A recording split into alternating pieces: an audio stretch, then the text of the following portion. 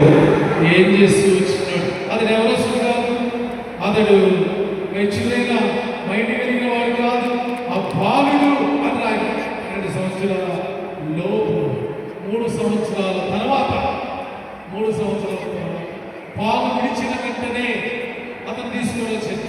జనరల్గా మనం చూస్తే సైనికంగా ఖచ్చితంగా 3 సంవత్సరాల తర్వాత బాబైనా పాపైనా వాళ్ళు ఈ రోజులలో పాలు ఇవ్వలేక 1 ఇయర్కే ఆఫ్ చేయాలి. అది కూడా ఇవ్వకుండా మెడిసిన్ తీసుకొని ఆ ఫీడింగ్ అనేది లేకుండా ఏం చేస్తూ ఉన్నారు, బయట వచ్చి అవుట్ సోర్సింగ్ చేస్తారు. కాబట్టి ఆ దినాల్లో 3 సంవత్సరాల పిల్లలు ఏం చేసేవారు, పాలు తాగేవారు. చాలా కష్టపడి మార్పించారు వాళ్ళు. అది ఈ దినాల్లో అంత ఇష్టపడలేదు. కానీ 3 సంవత్సరాలు పైబడి 12 సంవత్సరాల లోపు వచ్చి ఆ చిన్న వయసులోనే ఆ సమయం ఎలా పెంచబడ్డాడు అంటే తల్లిదండ్రులకు మనం గమనించాలి. దేవుని సన్నిధిలో పరిచర్య చేయడం నేర్పించారు. అలాగే సిల్వన్ కూడా అలాగే మరి వారి తల్లిదండ్రులు సుకుమారు శాంతిదేవి కూడా మరి దేవుడిచ్చే శక్తులు ఏంటంటే అతడు ఎక్కడ ఉండాలా, దేవుని సన్నిధిలో పెరగాలి. రెండోది దేవునికి అంకితం చేయాలి. మూడోది ఆరాధన చేసే అనుభవం నేర్పించాలి.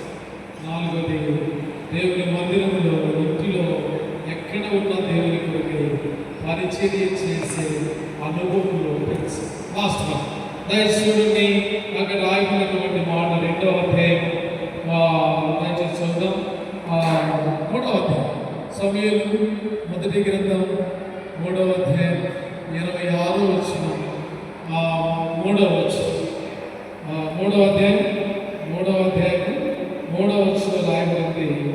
అతడు ఏం రాయబడిందంటే దేవు ఆరింపు దేవుని సన్నిధిలో పండుకున్నాడు. ఇవ్వ చూస్తే 3వ అధ్యాయం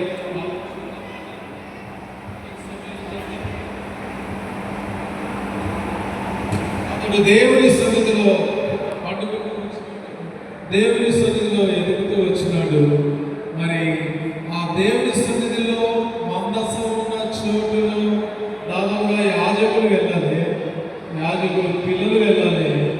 కానీ ఆ తల్లి ఆ పెంపకాన్ని బట్టి మందసం ఉన్న చోటుకు వెళ్ళి పొందుకున్నాను చూస్తుంది. ఆ కిందికి 7వ వచనం వెళితే అప్పటికి సమయంలో యెహోవాను ఎరుగకుండెను.